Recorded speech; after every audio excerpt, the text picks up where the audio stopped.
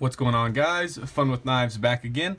Got yet another unboxing for you today and yet another fixed blade. This is the Boker Plus Mako, designed by Danny Paris. Now, I'm pretty unfamiliar with him as a designer. Maybe in the review I'll talk a little bit more about it if I get some more information.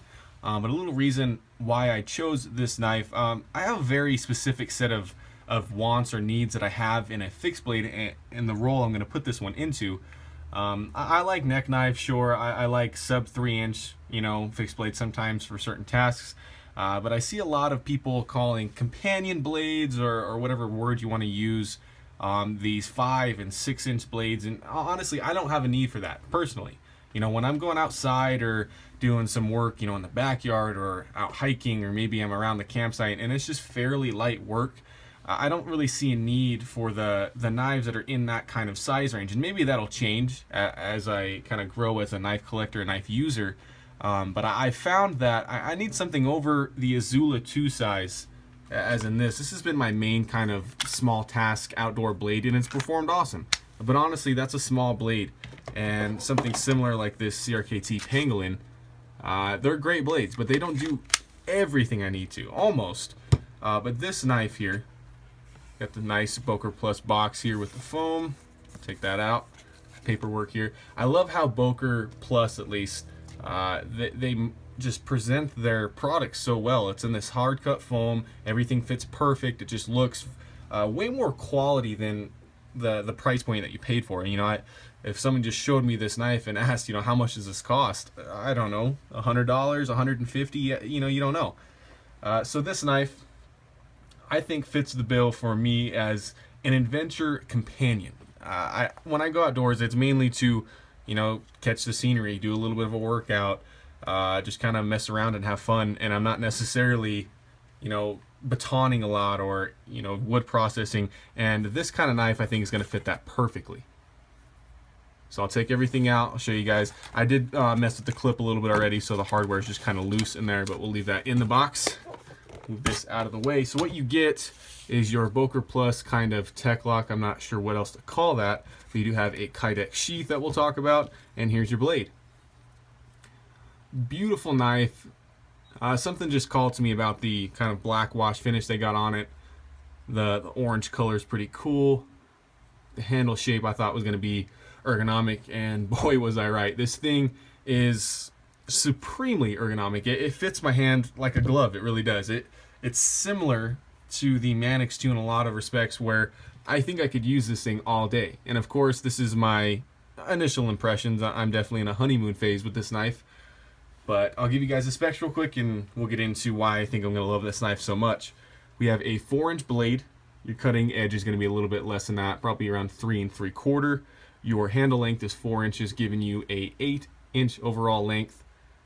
Your blade thickness is a fairly stocky 0.17 inches, and your weight is 7.31 ounces. And I think that's without the sheath and the clip, so add another 1.5 ounces or something onto that. But this is 440C steel. Boker does that pretty well. And honestly, guys, I was never too interested in what Boker was doing when I first got into knives, and now that I see that their selection is so varied, I've really been giving them a lot of attention, and I want to give them some more business if this knife works out really well. Now, I only have one other Boker knife, and I'm wearing it right now. It's the Mini Slick Tonto Amsler knives design. I love this thing. It's different, it's cool, and it's performed pretty well. And their Kydex between these two knives was exactly the same. Their fit and finish is just awesome for the price point. You can see, I'll give you some close-ups here. Boker Plus, hollow ground drop point here. It's a cool logo from Danny Paris, 440C. Your handle scales here are G10, and they're really 3D contoured. You can see that there's all sorts of things going on. And honestly, what it does, it gives you some width in the hand, but where your fingers fall is right in this divot, right in the center, where your screws are. And it just feels so secure in a variety of grips. And the handle kind of tapers down. You got a nice finger control here, the good finger guard.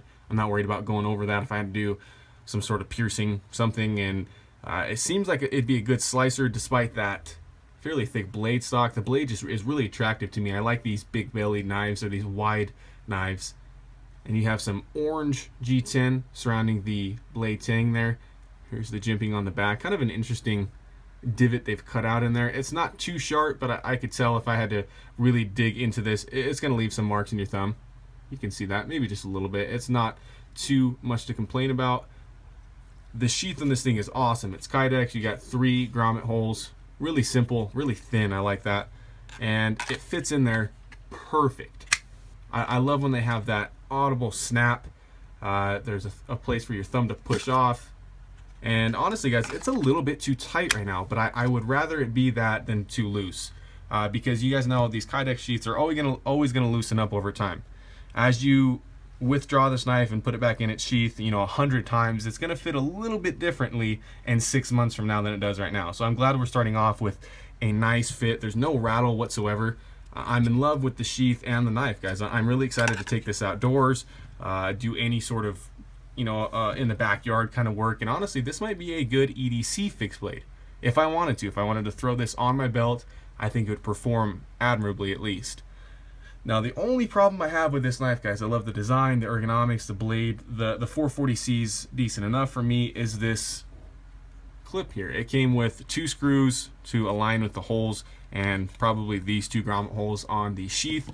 And this thing is just so flimsy. You can see that it's ready to snap. There's no great way to carry this that I found so far unless you're just going to carry it vertical.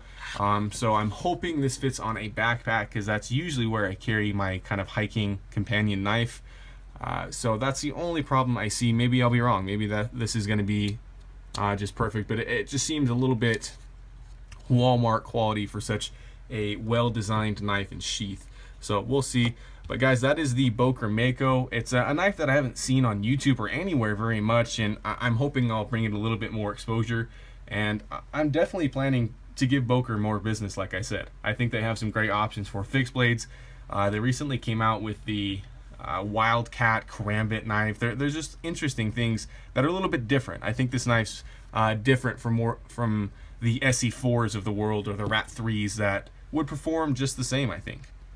So thanks for watching, guys. I'll be having new content out all the time. I got new knives to talk about, reviews to do, and I'm excited to do it. So remember, guys, have fun with your knives.